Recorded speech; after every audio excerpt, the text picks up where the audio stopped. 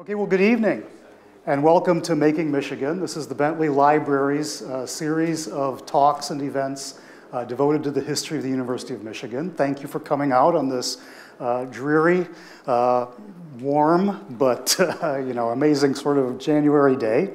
I'm Gary Krenz. I'm the director of the Detroit Observatory and the organizer of the Making Michigan series. I'm pleased to welcome both our online audience on YouTube and our in-person audience here at the historic Judy and Stanley Frankel Detroit Observatory. I'm also very pleased to welcome tonight's guest, Bethany Hughes. Before introducing Bethany, I want to say that as the archives of the University of Michigan, the Bentley Library acknowledges that the historical origins and present locations of the university were made possible by cession of lands by Anishinaabe and Wyandot peoples under coercive treaties common in the colonization and expansion of the United States. We note in particular the grant of land made by the Anishinaabe under the Treaty of Fort Meigs for the college at Detroit so that their children could be educated. And of course, we're going to hear more about that tonight.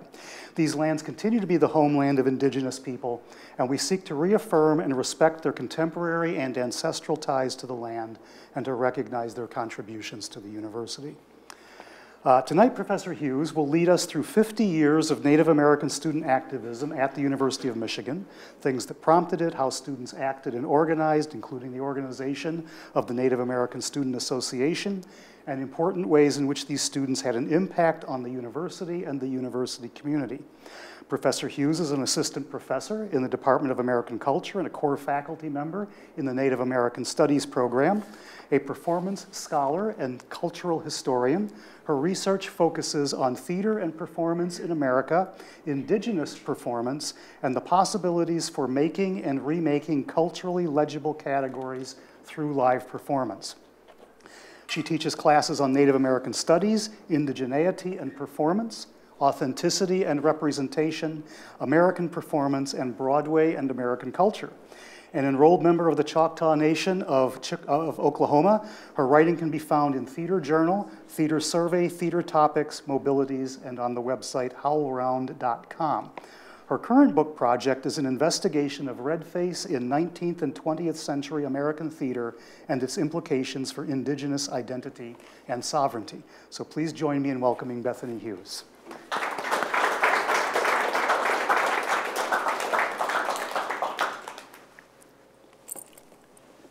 Alito, Zohochafoya Bethany Hughes, Chatasia Hoke. Bonjour, hello. My name is Bethany Hughes. I'm a member of the Choctaw Nation of Oklahoma. Thank you very much for coming out in the humidity and being here, sitting close to other people. I wanted to first tell you I'm on the tail end of a cold. It's nothing trendy like the Kraken variant or strep or flu or anything else, but I do sound worse than I feel. And because I'm still a little sniffly, I'm not contagious, I'm still sniffly and my voice is not super strong, I'm wearing a mask so that hopefully you all feel more comfortable. And sniffing is just not like a really professional look. So you can't see it.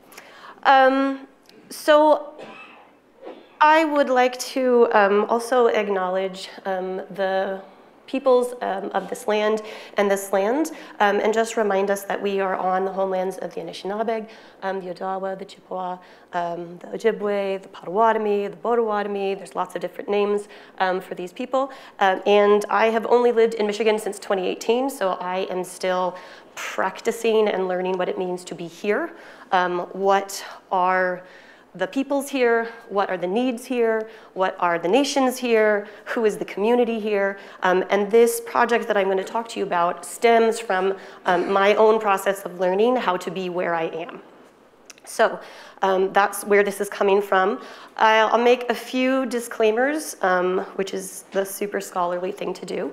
One is I am not a historian, but I'm not a historian. So just know that I do things disciplinarily the way that I am trained, which is as a theater and performance historian and scholar. So this is different than you might expect if a historian was doing these things. So just know that. Also, I have chosen to minimize the images that I'm going to be showing, particularly of people, primarily because everything I'm talking about is within living memory. And so I have chosen to only include images of things that are publicly available on the internet. Anybody could access them at any time. So there are some things, some names of people that I'm not going to reveal, even though I know them because I can't corroborate them, but they also, I encountered them first on documents that aren't publicly available. So it's not going to be super splashy visually. It's going to be kind of text heavy, and also just fair warning on that. There are more interesting images that you could see, and I'm happy to answer questions on like where you might go look at some of those things. Okay. So the other thing that I would say is this, this talk tonight has been advertised in various university spaces and websites and Twitter and all sorts of things, and the names for it have shifted depending on what site you're looking at. The primarily one is Can U of M Fulfill Its Promise to Native Americans? 50 Years of Native American Student Activism. And I just want to, here's the other big disclaimer. I didn't choose the name Can U of M Fulfill Its Promise to Native Americans? That decision was made without my input. And will I get the person who made that decision and why they made it? I am going to focus on the 50 years of Native student activism. That's what I would like to focus on today. If I have time, I'll get to that. But the framing question that I pose is not about the university, but it is one of what have Native students been up to for the last 50 years. So that's what I'm going to spend my focus on. Again, you're welcome in Q&A to push me in other directions. Okay, are we ready? I might occasionally take some of this lemon ginger tea to help my throat try to recover. So I'm going to jump in backwards. The Native American Student Association is a long-time student-led, student-organized organization on the campus of U of M. And some of the activism, so these are the sort of concerted efforts to make change, political or social change, primarily on the campus of U of M. One of the things just this week that NASA members have been conversing about is the updated tobacco policy on the campus of U of M and its relationship to the American Indian Religious Freedom Act of 1978. So I don't know if you're aware, if you track tobacco policies, but this is a basically tobacco-free, smoke-free space, right? University property. With the caveat for practitioners of Native American religious or spiritual practices, primarily focused on smudging. So this is lighting, often sage or something like that, and using the smoke as a cleansing and purifying, as a prayer, as an act of focus. All sorts of things get wrapped up into smudging. And so you would understand there's some conflict between a smoke-free, tobacco-free campus and a freedom of Native American religious practice. Right now, there is freedom for Native students to do that anywhere outside at any time, basically. But inside, you have to give the university 2 weeks notice. And so there's some question about what that means and constraint of religious and spiritual practices if you have to know 2 weeks in advance where you might want to smudge or need to smudge. So this is a thing that's happening right now, these kinds of questions, and working with administration and staff to talk through what these implications are and what that might look like. Okay, so we're gonna jump backwards, just a couple years. I know it gets a little bit small to read. So in 2020, NASA, in conjunction with a few other student organizations, submitted what they called the United Statement, Uplifting Diverse Indigenous Ontologies. And in these, there was a list of demands. I've shortened and paraphrased and kind of put some together. It's actually a little more extensive than this. The first of which is to recognize the 1817 Treaty at the foot of the Rapids, sometimes called the Treaty of Fort Meigs. There's a couple other names for it also. The creation of an institutional land acknowledgement, a decolonizing pedagogies initiative and task force to implement the NASTIC recommendations, to educate all on Anishinaabe ontologies, the treaty and the recommendations, to incorporate elders in leadership and advisory capacities, to use indigenous names, not imposed names. And by this they mean things like, I am Choctaw. I don't refer to myself as Indian because I'm not Indian, I'm just Choctaw. And so the accepted sort of gold standard is to refer to the nation, tribe, band, or people group that indigenous people belong to, rather than some sort of generic or pan-indigenous term, although indigenous and native and all of those things will exit my mouth tonight because we still need ways to talk about all of this. But this is one of NASA's demands in 2020, was to think carefully about the language that we use to describe and identify indigenous students and people. They also called for the inclusion of indigenous peoples of Oceania. So this is Pacifica, Pacific Islands, New Zealand, Aotearoa, Australia, all of the sort of Pacific Island and Pacific people groups. They challenged university to think hemispherically about the diversity of indigeneity in North and South America, which includes indigenous Caribbean, Central, South, multiracial, Afro-Indigenous, all of these kinds of things. They called for specific recruitment for students from Oceania, and paired with this letting indigenous peoples decide their own what names are the best to use. They also would like the university to stop using colonial measurements for indigenous identity. So these are measurements based on typically US federal government or Canadian government, things like status, not status, enrolled, unenrolled, federally recognized, state recognized, blood quantum, all of these kinds of measures that always fall back to settler colonial empires or governments declaring what the criteria for being indigenous is. So it's a push against that. They also would like to expand the MITW, which we will talk about it a little later, requirements beyond Native North American or US federally recognized tribal members, but to also prioritize Anishinaabe people as the signatories of the treaty and the particular nations mentioned in Article 16. It's a long list, I know, and I shortened it. They would also like to expand accessibility of education beyond the colonial recognized indigenous students, to improve data disaggregation, student funding and support programming, to restore indigenous ecological management of the Carbon Neutrality Initiative, and declare that the Anishinaabe should have full autonomy of their natural environment. So it's a pretty ranging list of demands that goes from students to global, to carbon neutrality, to ideas of decolonizing, to pedagogy, to land management practices. It's an extensive project to try to move a university in these directions. So this was 2 years ago. 2 years before that, in 2018, as part of the 5-year DEI strategic plan, in 2018, I think March of 2018, the Native American Student Task Committee was formed. This included students and the president of NASA at the time, but was primarily faculty and staff and other people at the university. They were charged with submitting recommendations to the Vice Provost for Native American student support to identify strategies for long-term engagement with regional and national Native American communities, and to identify existing programs and research on campus working with Native populations. The committee itself added a 4th charge for itself to identify ways to enhance recruitment of Native students. They felt that was central enough to the 3 charges they had been given that they also needed to really think carefully and deeply about that.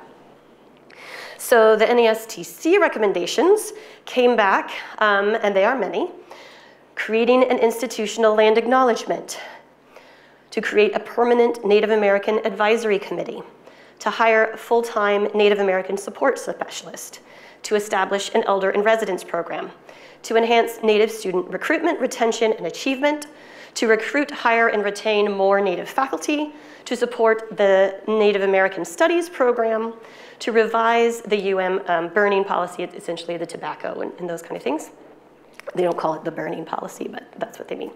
To determine how best to support the annual powwow, to create the Fort Meigs Treaty Center, which would be a dedicated building on campus to support the Native American community and educate the broader public. So these findings or these recommendations were handed over in something kind of like a white paper in 2018. Okay, we'll jump a little bit further back in time to 1999. It was a good year. I graduated high school that year. In 1999, NASA submitted to the University of Michigan and administration on April 16th demands. And these are the demands: to establish a strong Native American Studies program within the Department of American Culture. Relatedly, to hire 8 faculty in the Native American Studies program. They stipulated half of those should be Native identifying people. It is what's called a cluster hire, when you hire a bunch of people all together around the same thing. So they also asked for a commitment to teach Anishinaabe-Moan in perpetuity, which is a commitment to teach, some of you might have taken the Ojibwe language courses. This is Anishinaabe-Moan. The creation of a Native American Student Resource Center, which would provide academic, social, and cultural resources. An increase in the recruitment and enrollment of Native American students to reach 2% of the student body by 2002. Public recognition of the Treaty of Fort Meigs land grant to the university. The university assuming all costs for the annual student organized powwow called Dance for Mother Earth. It's coming up in March.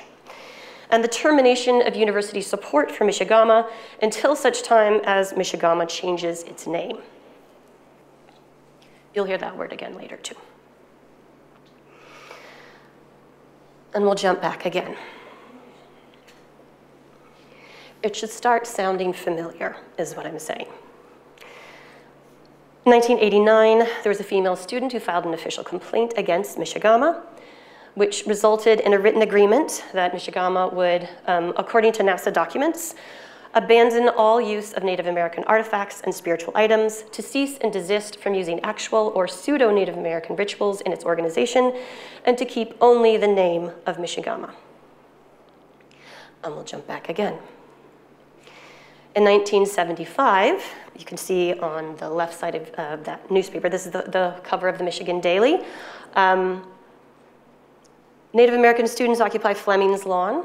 They set up a teepee on the lawn of the president to advocate for a Native American cultural center, a space to support Native students.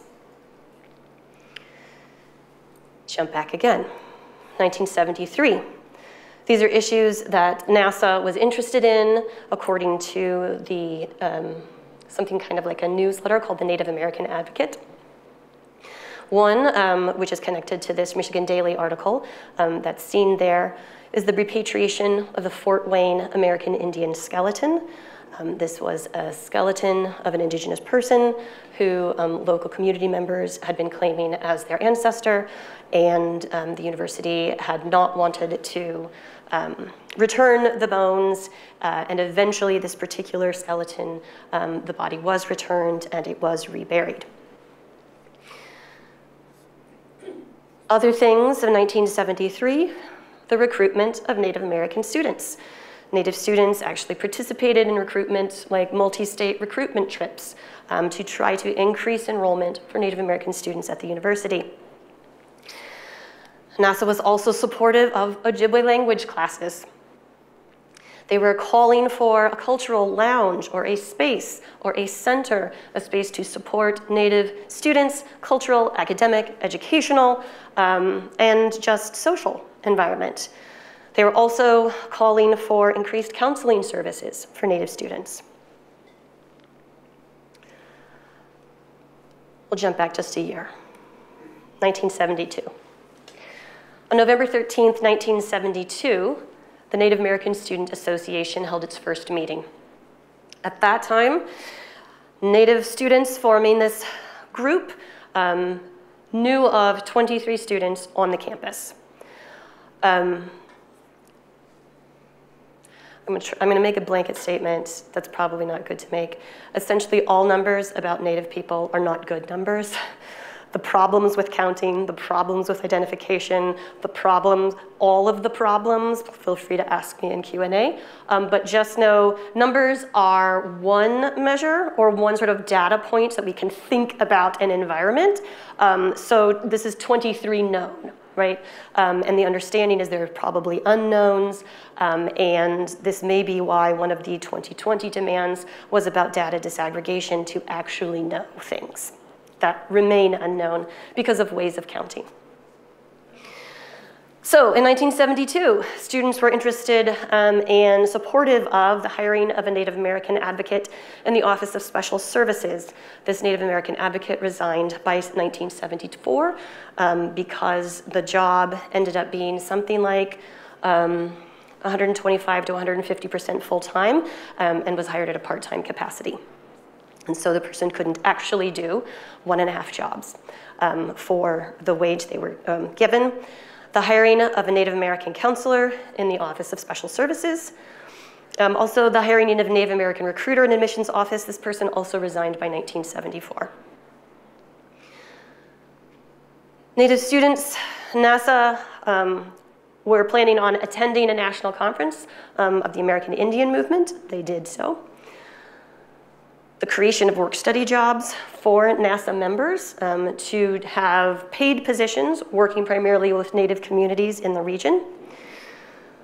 NASA students called for the recognition of the Treaty of Fort Meig's obligation of treaty obligations. As part of their attendance for this national conference of the American Indian movement and related, NASA members were also part of the occupation of the BIA building, if you're familiar with that. It's the Bureau of Indian Affairs. You can Google it. It's dramatic. They called on the university and on Michigama to stop degrading actions of Native peoples. And in the first volume and the first issue, the first year of the Native American Advocate newsletter, NASA recognized that in some instances, dramatic demonstrations are necessary to focus attention on the issues which are so vital to our survival. I'll jump back one more time. On August 5th, 1971, a class action lawsuit was filed, became known as Children of the Chippewa, Ottawa, and Potawatomi tribes versus the Regents of the University of Michigan. The case was decided March 1977. There was an appeal. The final decision was in 1981. Paul J. Johnson, a student at the University of Michigan, or a former student, represented the class action.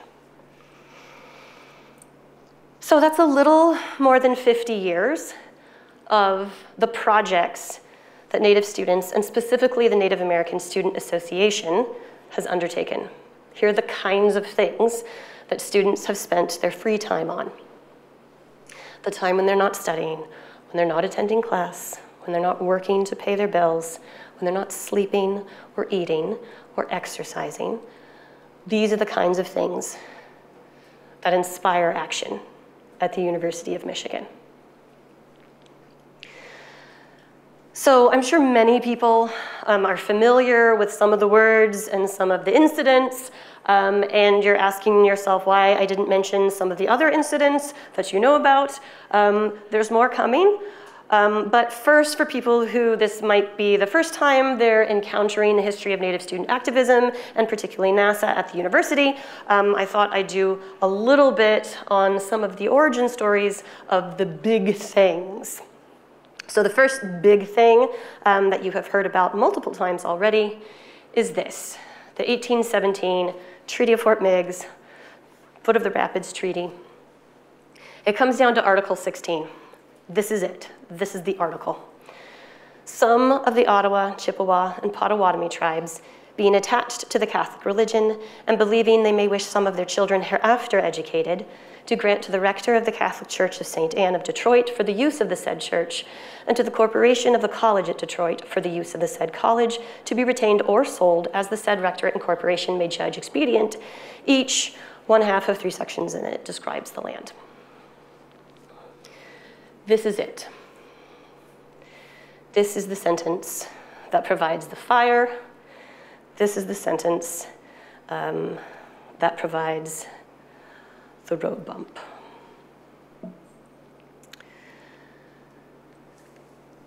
If you look on university websites today, on your left is, on your right is the 2002 press release about the Treaty of Fort Meigs. This is about when a plaque was placed on campus honoring the treaty. University celebrates history of land gift from Native Americans.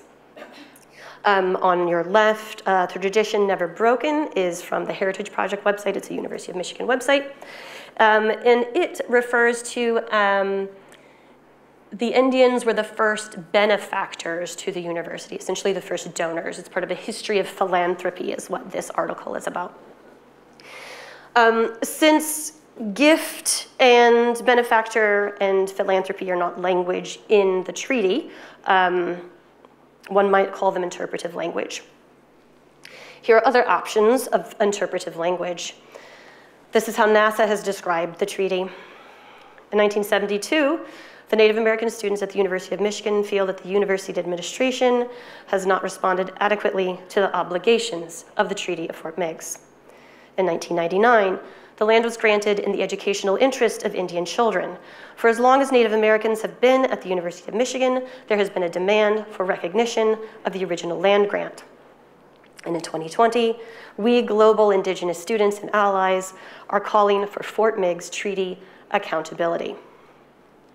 So the language of accountability and obligations and recognition come into play in NASA activism, particularly around Fort Meigs. And this is how the courts describe the treaty. So the original ruling says, therefore, this court rests its decision solely on the question whether there is an actual or constructive trust in favor of plaintiff tribes.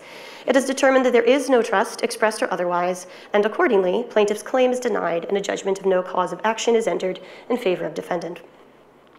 The appeal ruling ended something like this. Based on the foregoing, it is readily apparent that the judgment of the trial court should be, and the same is hereby affirmed. This essentially means that because the University of Michigan wasn't a signatory for the treaty, it does not have trust obligations created by that treaty. The federal government is a signatory of that treaty, and the nations, the indigenous nations, are signatories of the treaty. So those are the parties through which these sort of obligations and relationships happen. So this is what the court ruled. So the court's language is all about trust relationships, and it says no trust was created in this treaty. NASA students and activist language is about obligation, and university language is about donation. So this is the swirl around what is the implication of the Treaty of Fort Meigs. So Mishigama is the other word that I've thrown around. I'm sure many of you are familiar with this. It also was known as Order of Angel after 2007. It was founded in, depends on like where you look, 1901, 1902. Seems like the initial conversations were in 1901, but 1902 was sort of the year it was founded. And this is a social society, social senior society is I think how the official description, in which recognized male leaders on campus were selected at the end of their junior year and initiated into this very elite group of people named Mishigama. And as part of this, for the first basically 90 years, maybe 100 years, part of being Mishigama was what we call playing Indian. Initiates received an Indian name, which were about as sort of cartoonish as you would imagine.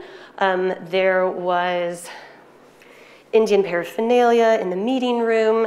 There were, as you can see, costuming choices in public events. The image on the far right is just from the Detroit Public Library digital collection. And that's going to be in the first like 15 years of Mishigama. The image in the center is from the 1961 Michigan Daily, the digital archive. Anybody can look this issue up. This is part of Rope Day, or the tapping of new initiates, in which initiates were tied to the Tappan Oak, which has been cut down, so you can't go to it anymore. And members of Michigawa, dressed in shorts mostly, painted their bodies red, dressed as Indians, and enacted these pseudo-Indian performances for themselves. Before the 1970s, these were public. The Rope Day happened, and people watched it, and there are pictures of audiences and just randomly people stopping on the sidewalk to see the people tied up to the tree. So it was pretty public for many decades. It was disbanded in 2021. Again, it was renamed, drastically changed in the wake of some things that happened in the 2000s, and put away all of the Indian stuff for the last part of its lifetime. But this is the lifespan of Michigawa and Order of Angel. So I want to talk a little bit about NASA activism and its impact. And I'm just going to pick a couple things. There are more things you can ask me during Q&A. I'd be happy to talk about it. So one of these, and the most obvious, and sort of the flashy one, is about Michigawa. In 1972, Victoria Barner filed a complaint with the Michigan Civil Rights Commission about essentially offensive and racist and demeaning acts towards Native Americans and Native culture.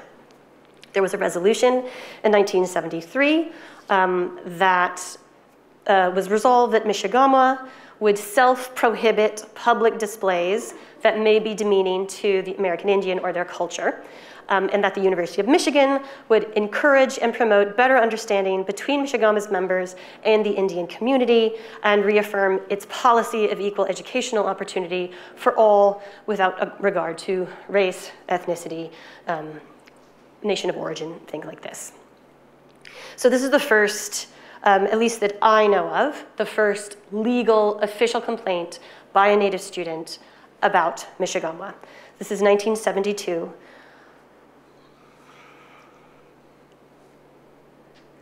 Vicki Barner, if anybody goes into Alice Lloyd Hall, this is the Vicki Barner Lounge. This is the Victoria Barner that filed the complaint.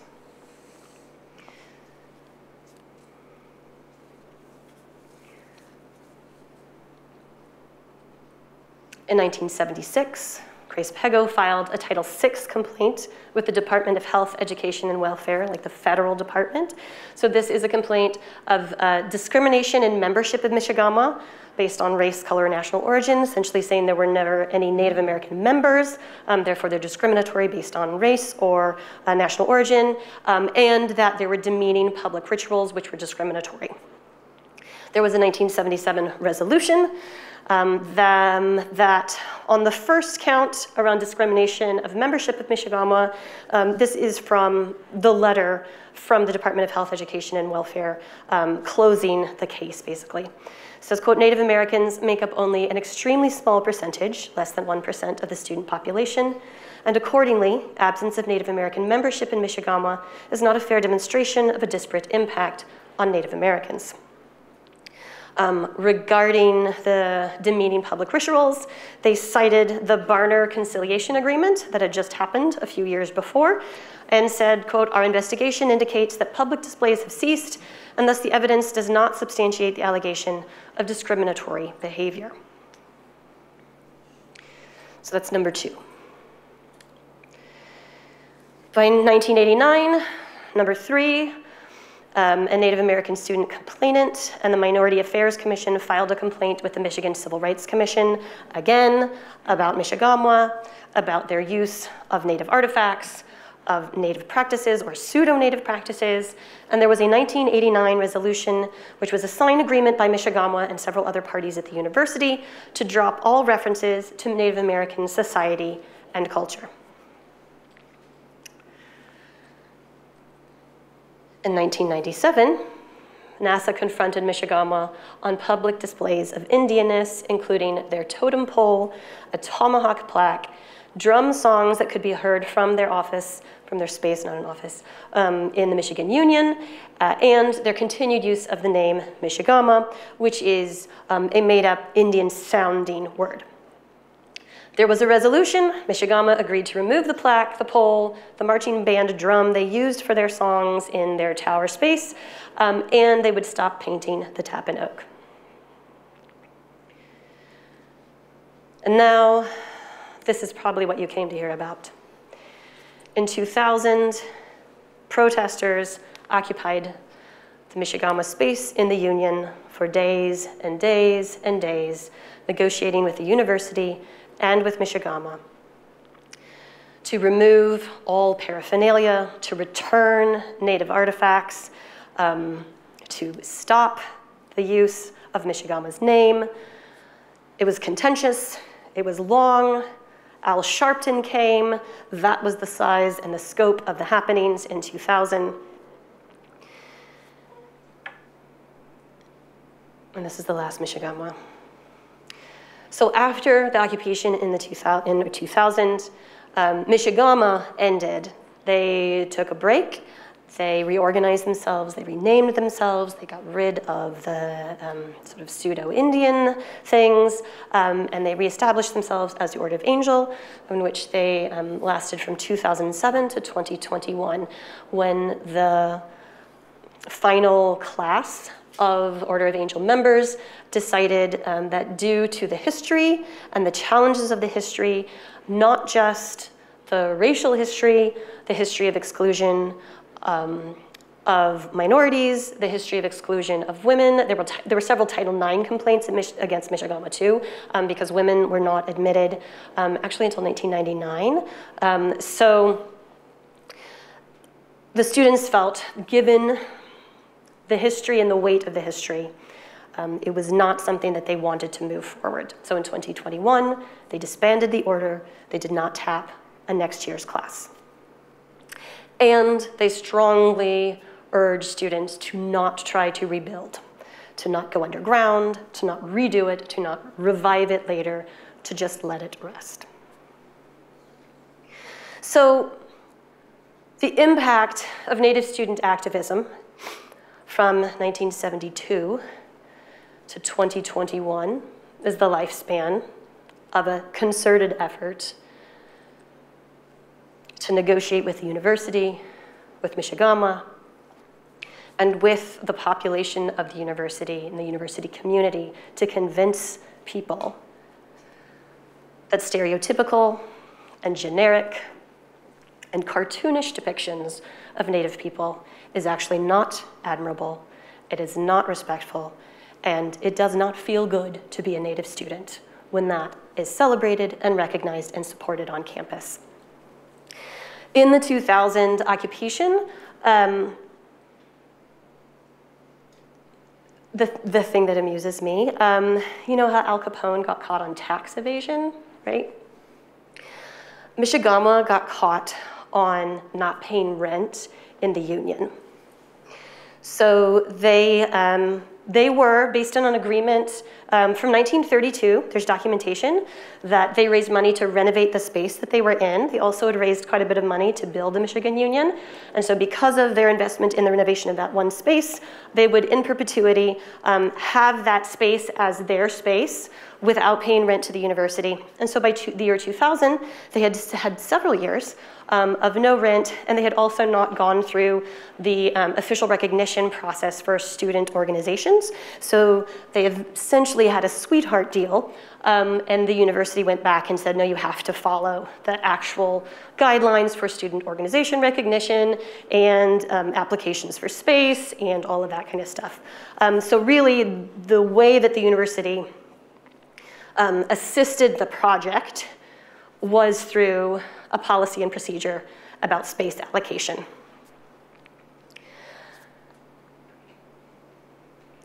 If you want to know more about space allocation and the protections of that in 1970, ask me later.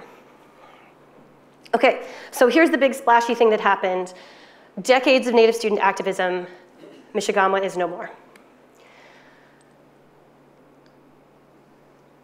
The other thing that I would like to point to is the failure of the lawsuit. So in the 1970s into 1981, when everything finally got appealed and decided, we would say the lawsuit failed. The students who sued the university were not able to activate or force the university to understand itself as having obligations to Native students to support their education. But what it did do is, in the wake of that lawsuit, the people of Michigan, the representatives in Michigan, thought that that maybe wasn't the situation they wanted to be in their state. And as a result of the press, and as a result of the failure of that suit, the Michigan Indian Tuition Waiver was created and passed in 1976. So this is a scholarship for members of federally recognized tribes or nations. They don't have to be Michigan tribes or nations, and also has a 1/4 blood quantum requirement. This was fully funded from 1976 through 1995. There were several attempts to put it on the chopping block, to not fund it. It was minimally funded from 1998 to 2019. They moved from like a reimbursement design to a lump sum allocation design, but then tuition increased over time. The allocation didn't increase to match the tuition raises. So what it did is it unequally, the burden of the cost of this scholarship was unequally felt on institutions across the state. And some institutions were better to fiscally handle the strain that it put on them, and others were not. And this is what I mean by unequal distribution of the cost. So 2019 was the first time since 1995 that the MITW has actually been fully funded by the state of Michigan. Essentially the first time in a few decades that the state has provided money to do what the law says. And the failure of the court case is part of the reason that this was possible. So those are just two of the sort of, they're not small. I mean, Michigan is meaningful because it's so public and it's so visceral. And the MITW has impact beyond the University of Michigan. This is available to all state colleges and universities, tribal colleges, right? This is students who wouldn't have been able to access it at the University of Michigan, who can go to many, many colleges. And the impact of that on the lives of Native students in this state is considerable and admirable. So what is the state of Native American student activism at the University of Michigan? So if we go back to the 1972, the first year of NASA's founding, when they're starting, next year they're gonna occupy the lawn of the president. They're thinking about all the things that they need. What they're focusing on is recognition of the treaty and the obligations created by a relationship between a university and a benefactor, possibly. I would insert other language, interpretive language. What if we thought about the treaty as an investment? And how might the university think of the return on investment that Native people have received? So in 1972, Treaty of Fort Meigs. Support for students, practical, financial, educational, career, health, human services support, and to honor indigenous knowledge and people. 2020 is not so different. Recognize the treaty, support students, fund students, honor the land, honor and respect indigenous knowledge and people. So this is what's happening at the University of Michigan for the last 50 years. And I would say the similarities from 1972 and 2020, from the 2022 conversations I've been privileged to hear, and a little glimpse of what is important to students on campus, is the work of NASA is unfinished and ongoing. I would also like to remind those, particularly the students in the room or who are viewing online, that NASA was never alone. So this list is based on just the documents I reviewed for this presentation. These are all available at the Bentley Library or through the Michigan Daily Digital Archives that the Bentley Library hosts.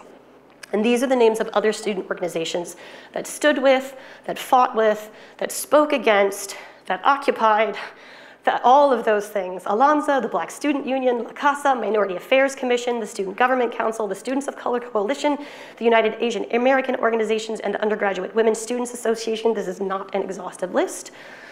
But all that to say is, NASA's work is unfinished, but they are not alone.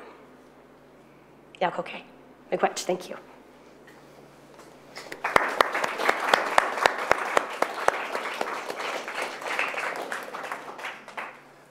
Thank you, Bethany. We're going to open to the audience in just a minute, but maybe we could start with just a couple, 2 or 3 questions. One of them is, I wonder if you can shed any light on processes behind the activism. In other words, I'm often really impressed with sort of the theoretical depth and understanding that student activists bring to their projects and how they develop that and so forth, and the the lists of demands that you show, more detailed more recently, but these lists of demands really speak to an integrated vision, it seems. And I wonder if you have any comment about that. So one disclaimer I didn't make at the beginning, which I should have, was that this talk is based on information I have accessed through the Bentley Library and in working with archivists. The next phase of this project that I'm just starting to talk to people about and figure out how that might work is to do essentially an oral history. Again, this is all living memory. Most of these people are still alive, still in the area, and I would like to have a chance to interview them, right, and see what else is missing. I understand the limitations of the archive, and so that's where I'm starting from, right? So, So I'll tell you some of what I found around the occupation of the tower in 2000, right? So, and when you mean extensive, and this is what I'm trying to why I emphasize this is what students are spending their time on.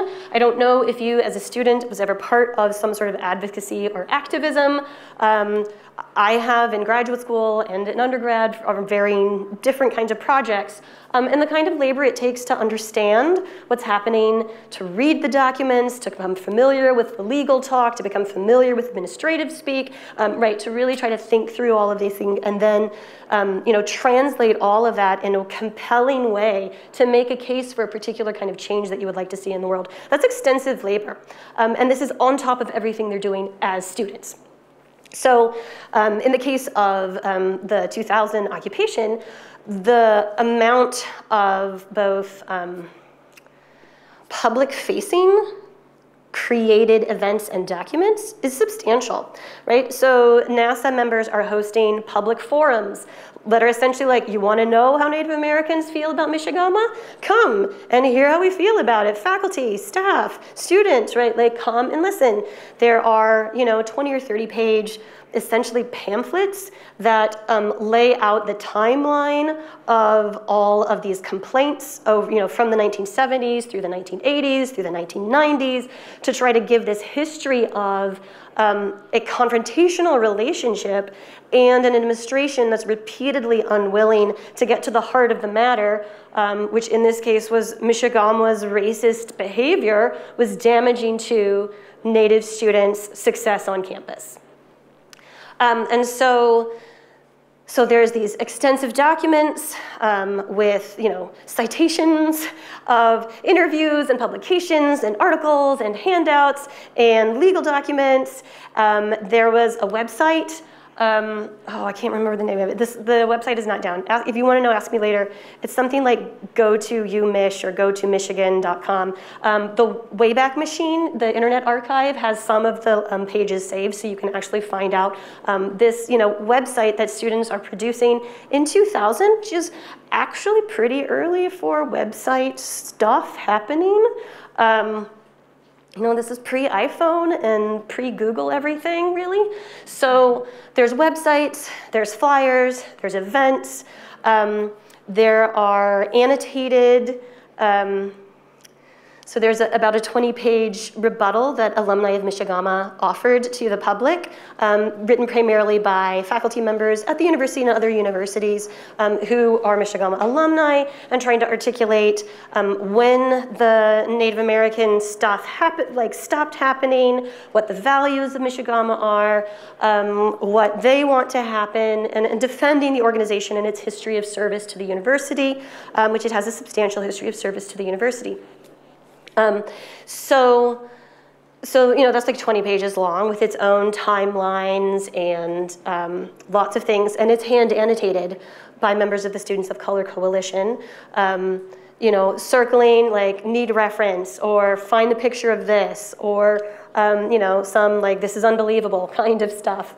And I didn't show you pictures of that because I don't know who wrote it, and again, until I know and it's okay to share those like personal things, it's a public space, and I knew this would be recorded, and I just wanted the permission to do that. So yeah, this is what the level of preparation is, right? And it's inspired by, and this I'm going to say based on like the Native students that I know and my own experience as a Native student, inspired by their lived experience, the incongruity of their lived experience with the constructedness of the university environment, the inconsistency between or among the structures that they navigate, and like one of these structures is race and nation, and the inconsistency that Native people just live with, and the ambiguity, and so these students are trying to articulate out of a lived experience, and they find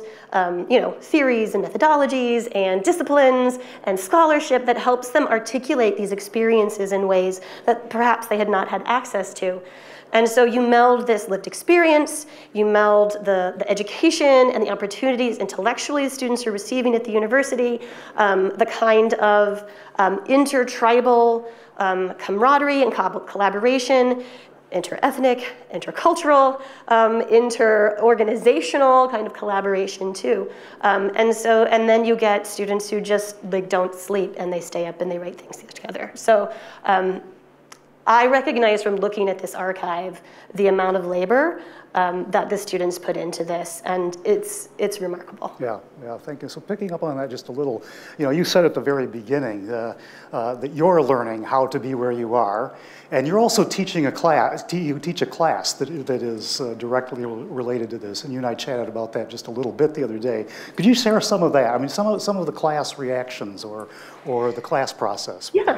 So this talk first started as teaching with the archive workshop at the Bentley Library in 2019-2020. So everything changed in the pandemic at the end of that. But this was an opportunity for me to think more deeply about how to teach Introduction to Native American Studies.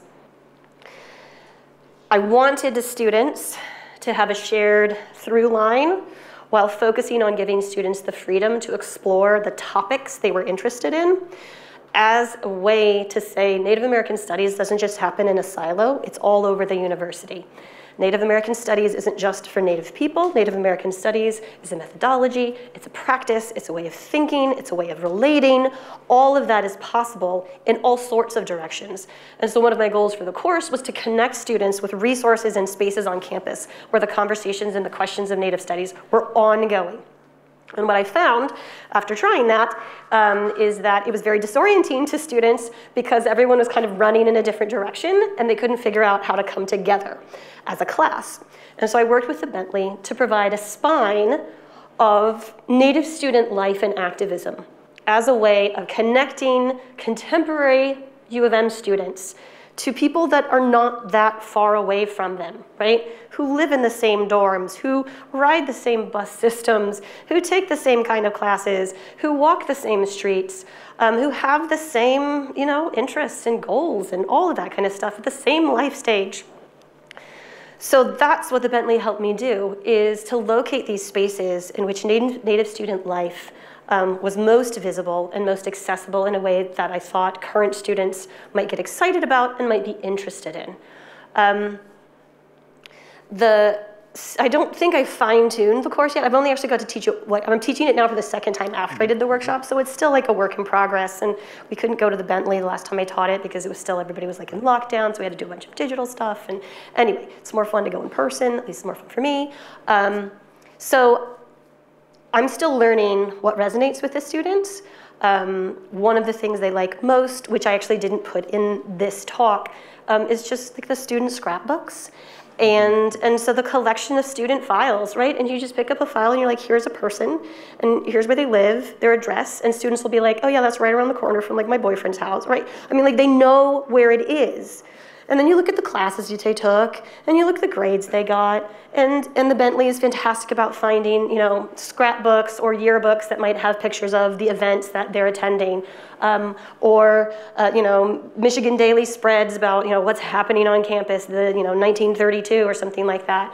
The number one takeaway from that, though, is the students are really surprised that the buildings look the same.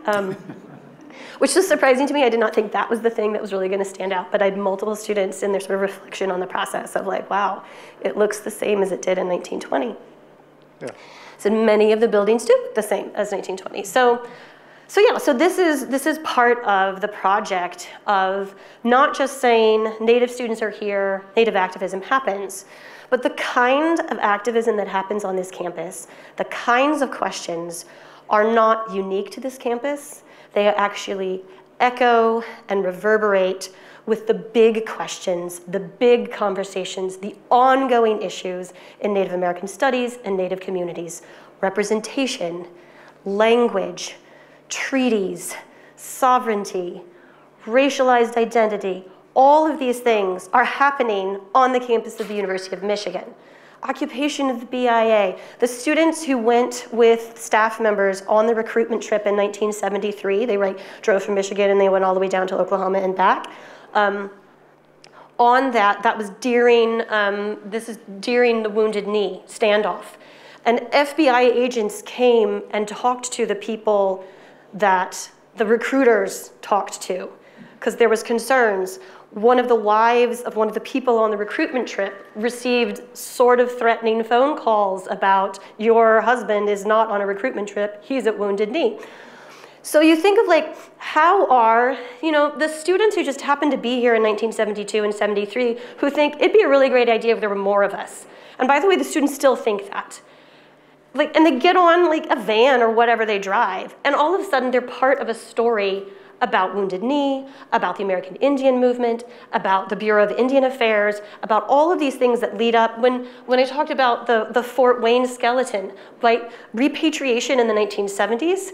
NAGPRA happens in the 1990s. NAGPRA is ongoing. There's a website called Project Repatriate, which you can look up any institution in the US and see if they have Native American remains.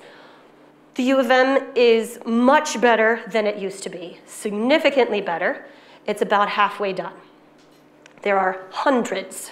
I don't want to say the wrong number. You should just Google it. I don't want to be inflammatory if I say the wrong number.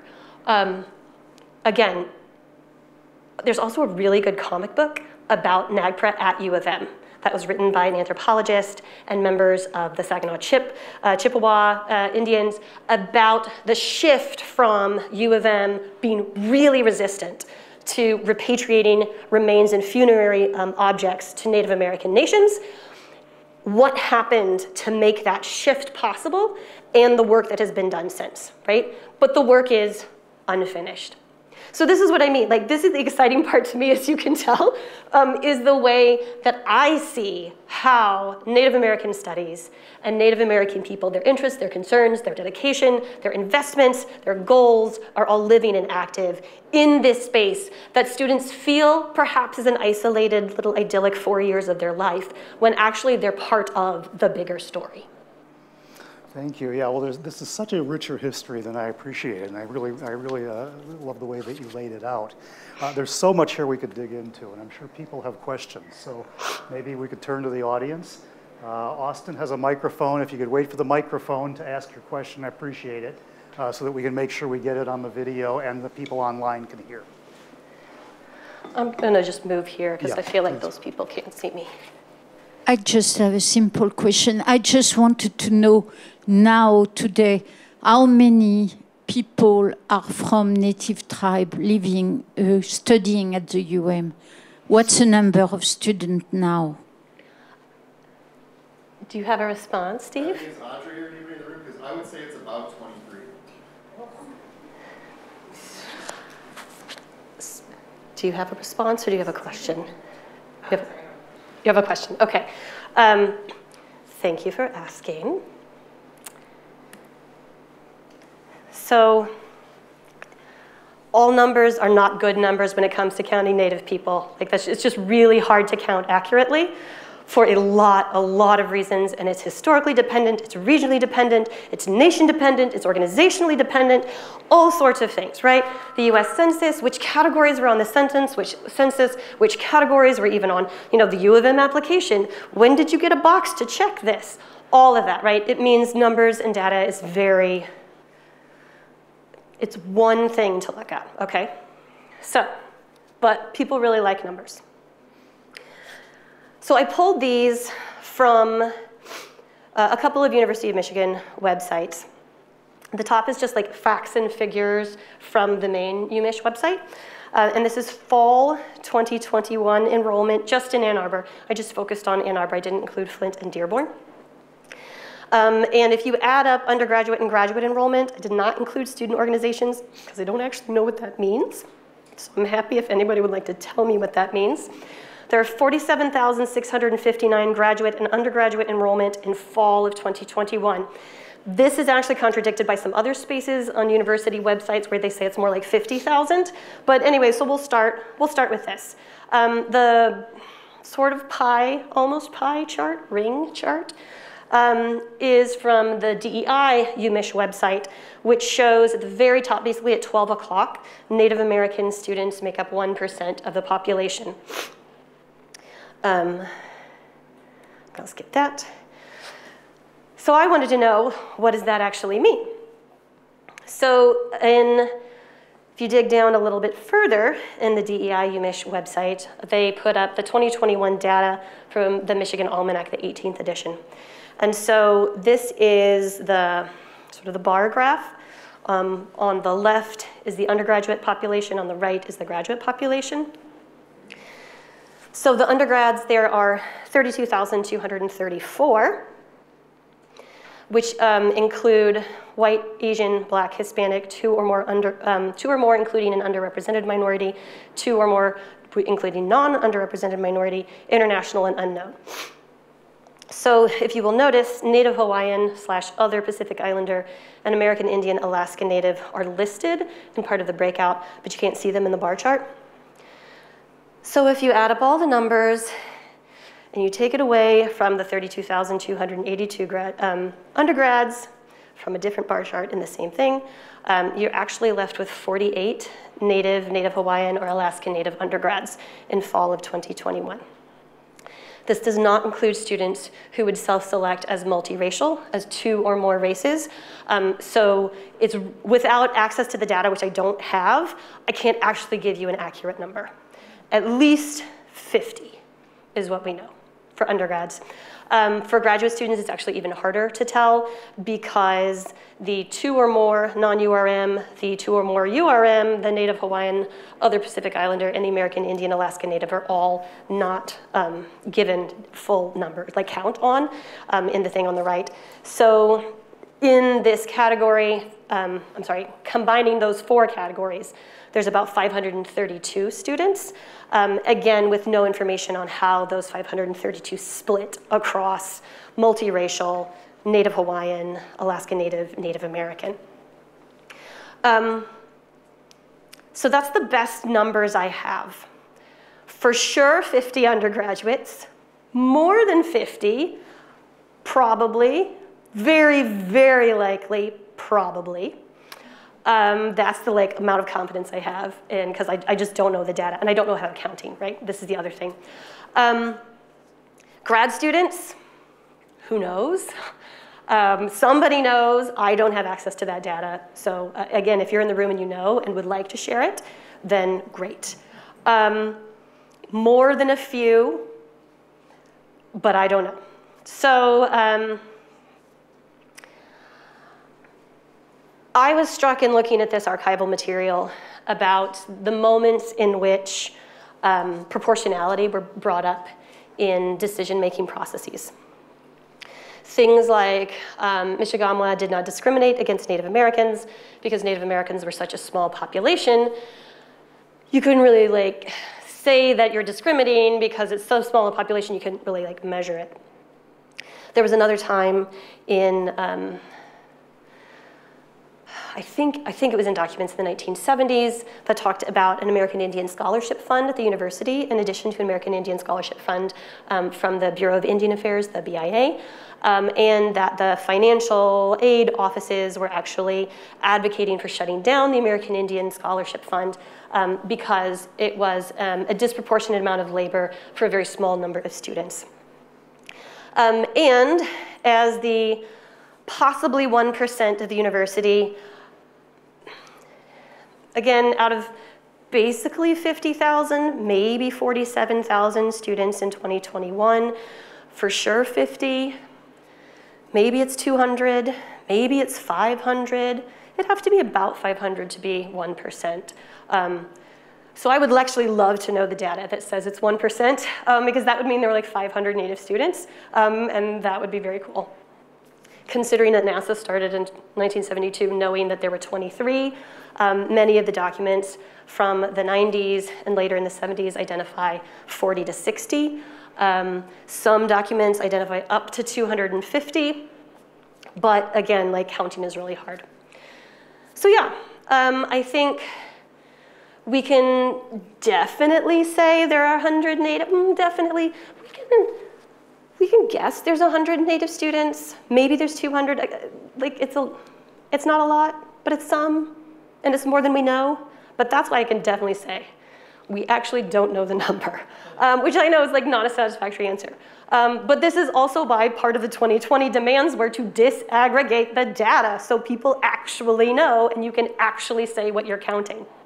So you can see trends across time.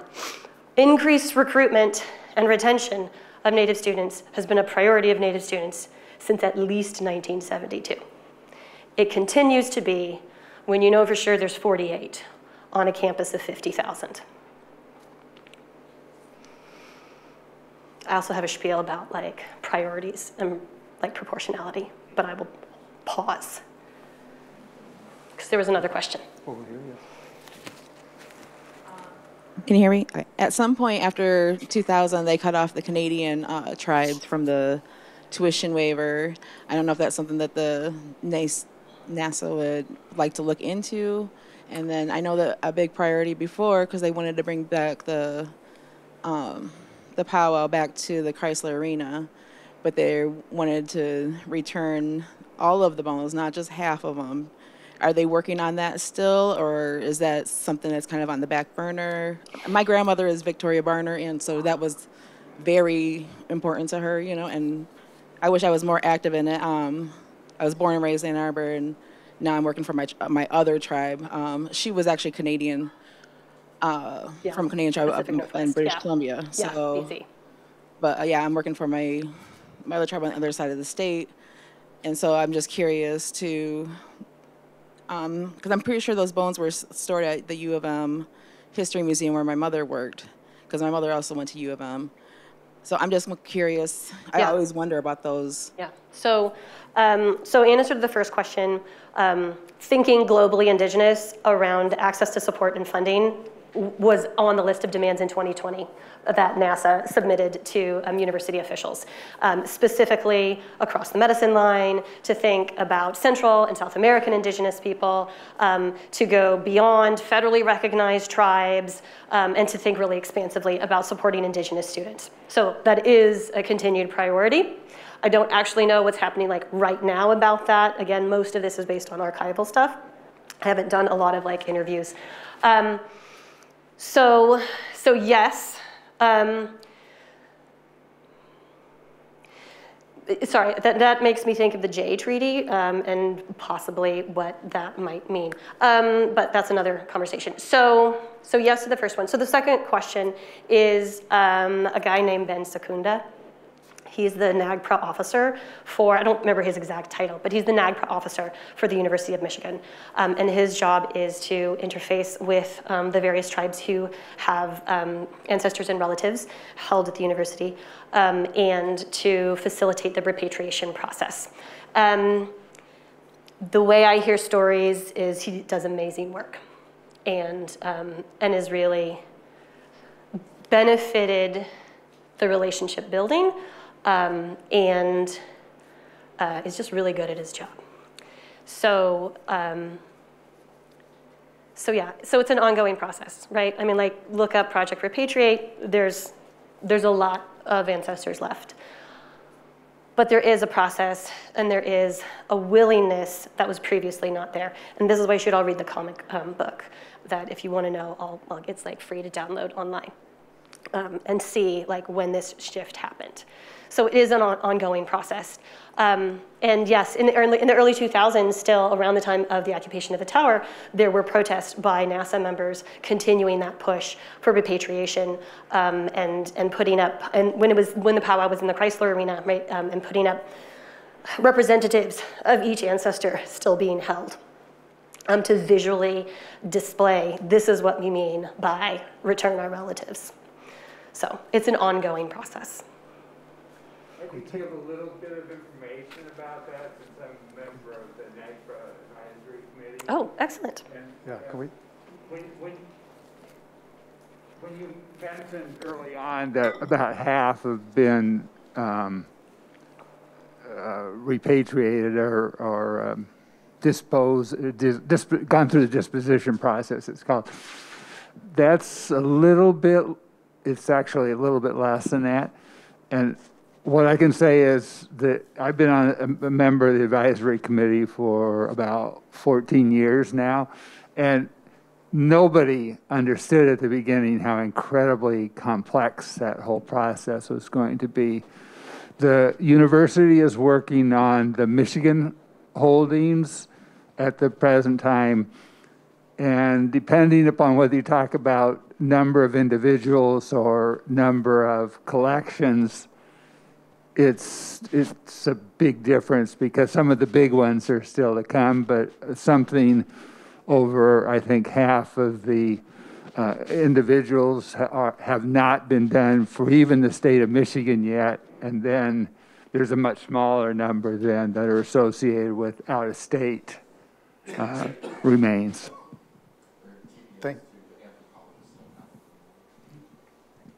They're TPS now too. The bones aren't in the remains aren't under the control of anthropologists or archaeologists anymore. That the university is aware of. They're basically the TPS building where the NAGPRA offices has control of them now. So they're not in a drawer somewhere. It's in this office. We have a question from online, I think. Heather asks, going back to the issue of smoking on campus, is the University of Michigan immune to following federal laws about, such as the American Indian Freedom of Religion Act? How is this a debate? So that is well above my pay grade and outside my area of expertise. I think, no, I don't even want to say, because legal is very precise and I cannot be precise about it. The university has created a policy. It's been a couple years in the making to allow for students to smudge. Right now the conversation is the students do not feel it is adequate to provide for their needs and their practices. And that's the conversation. And the students are wondering how this particular act is related to that. But whether it is actually related is a lawyer question. So I'm not going to answer it because I'm not a lawyer and I don't know. Okay. Can I phone a friend? Yeah. Sure. Okay, I'm going to phone Professor Matt Fletcher, who is a UM professor at the School of Law and in the Department of American Culture, and one of the leading scholars on federal Indian law and tribal law in the nation. Wow, you phoned a friend and you described who it was. So. So the American Indian Policy, or excuse me, the American Indian Religious Freedom Act, 1978, isn't really a law. It's a statement by Congress that federal agency officials shouldn't discriminate against Indians because of their religious beliefs. They were embarrassed by a bunch of ridiculous things happening, mostly out west, on federal public lands. So that law doesn't do a whole lot for anything. It doesn't bind anybody, let alone the University of Michigan. But there is another law that can bind the University of Michigan. It's called the First Amendment. And it says that if you discriminate against individuals on the basis of their exercise of religion, then you're violating the U.S. Constitution. So the question always is, in that area, is the university, in expounding this policy, discriminating enough against Indian people for the exercise of their religion in the smudging policy, the tobacco policy? And the answer to that is really in the eyes of the beholder, the eyes of whoever judge you have. And if a case like that ever got to the U.S. Supreme Court, just look at who's on the court. They love religion, their religions, and nobody else's religion. So that's kind of what I would say. I totally agree with anybody who said this smudging policy on campus is absolutely horrifying. It is bad. I mean, if you have a bad day on campus, I'm a faculty member, so I'm going to complain, and I want to go into my office and smudge. I can't do it. I have to call somebody and file an official thing. And so in 2 weeks, if I'm lucky, the fire marshal will grant me permission to smudge in order to, do the things I need to do to try to make myself well. It's not acceptable. Thank you. I think we had a question in the middle here, Austin. Yeah.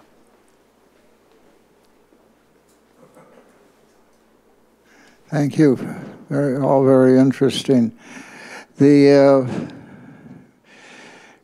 question about return of skeletons, repatriation of bodies, is there any comparable interest from land acknowledgement to land return? That is the repatriation of land back. That's happening in many communities around the country.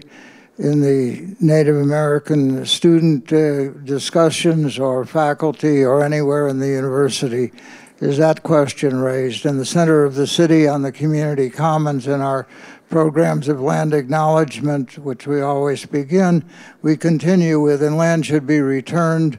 There should be an invitation to the Potawatomi Nation or the Three Fires Confederacy that there is land around here that should be available, reseeded back to the traditional nations to resettle communities should they so wish.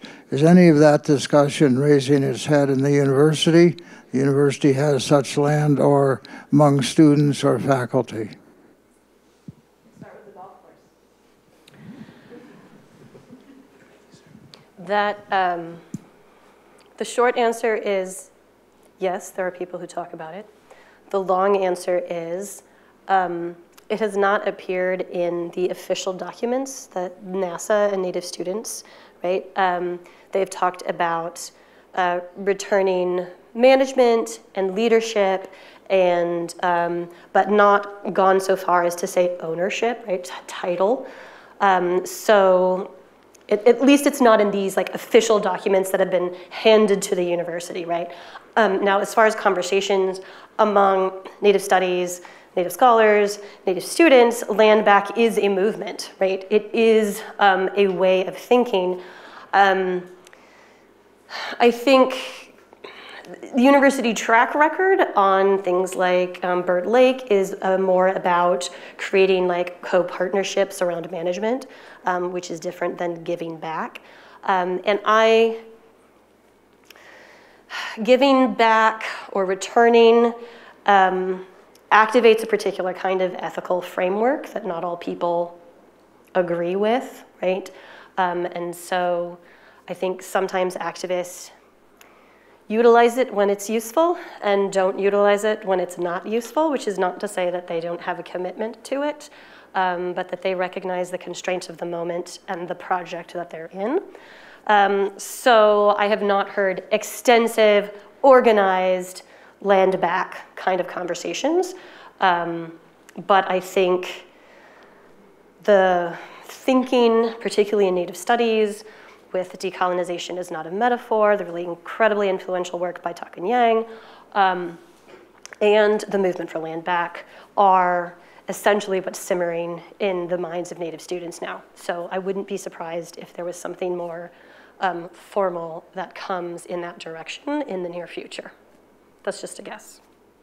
This is the Ann Arbor bicentennial that is coming up in 2024. And so that question of looking into our 3rd century, how do we redress some of the errors, if one calls it that way, of the history of this town, and that in the same way could apply to the university. So it's very current, and Ypsilanti just began its bicentennial, 1823 to this year. And so the question of the relation of the indigenous people to the settler people in this area is quite present, and a good opportunity to raise these questions. Yes. This is like a moment where my regular research life into theater and performance intersects. So there's a play from, it's like 1924 maybe, that was written and published in Ann Arbor, and it's about Ann Arbor and this essentially settler family who take in a native boy, and it's all about how the natives are generously giving or moving away so that Ann Arbor can be founded and settlers can move in. And I found a copy of this play, and I don't know what to do with it, but it might need a revival in 2024. So you should talk to me.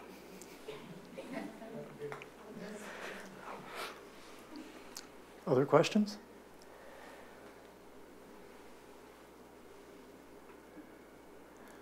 Okay. Well, thank you so much, Bethany. This has been really, really enlightening. Really appreciate it. Thank you. If you all bear with me just a minute, I want to thank Andrew Rutledge for monitoring the YouTube discussion and the Michigan Media team. And just to tell you about a few upcoming events, this coming Tuesday, Dean Regas from the historic Cincinnati Observatory is going to talk about how to talk to adults about Pluto. Okay, a week from today, the 26th, is movie night here at the Observatory, and we are going to show some of the mini documentaries that the university put together for its 2017 bicentennial. And then Fran Bluen, Kim Clark, and I, some of you might know some of us, are going to talk about how well those things have held up given a remarkably changed world just over these past 6 years.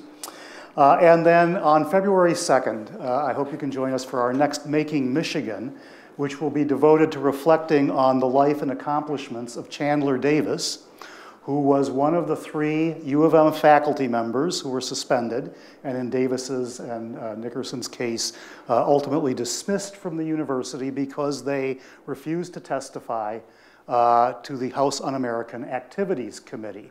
And this is going to be, in a way, a kind of memorial panel because Chandler Davis passed away, sadly, just a few months ago in November. The panel will consist of Steve Batterson, Peggy Hollingsworth, Alan Wald, and myself, and I hope you can join us.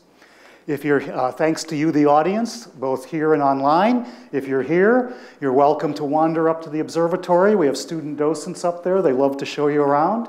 If you're online, I hope you can join us here sometime. And until we're together again, I hope you will stay safe, stay well, and keep hope. And good night, and thank you all.